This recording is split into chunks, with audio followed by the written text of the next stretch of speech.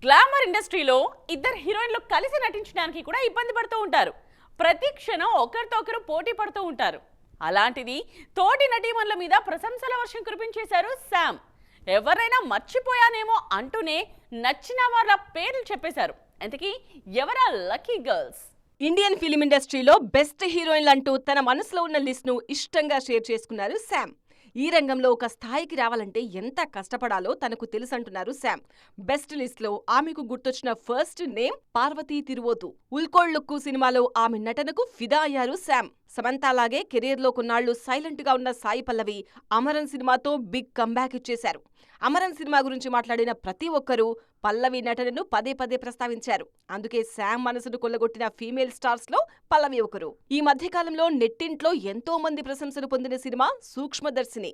Language barriers లేకుండా అందరూ discuss చేసుకున్న సినిమా ఇది. ఇందులో నజ్రియా నటనను మెచ్చుకున్నారు Sam. Not only south heroines, north నాయకుల గురించి కూడా మాట్లాడారు శామ్. జిగ్రాలో ఆలియా యాక్టింగ్ ఆసమ్ అంటూ సర్టిఫికెట్ ఇచ్చారు. అలాంటి రోల్స్ చేయడానికి అమ్మాయిలు ఎంత కష్టపడతారో తనకు తెలుసంటున్నారు. All we imagine as light లో దివ్యప్రభ యాక్టింగ్ సూపర్ గా ఉందంటున్నారు సమంత. అంతేకాదు కంట్రోల్లో అనన్య పాండే యాక్టింగ్ ను స్పెషల్ గా మెన్షన్ చేశారు. వీరందరూ తన దృష్టిలో రాక్ స్టార్స్ అంటూ చెప్పారు శామ్.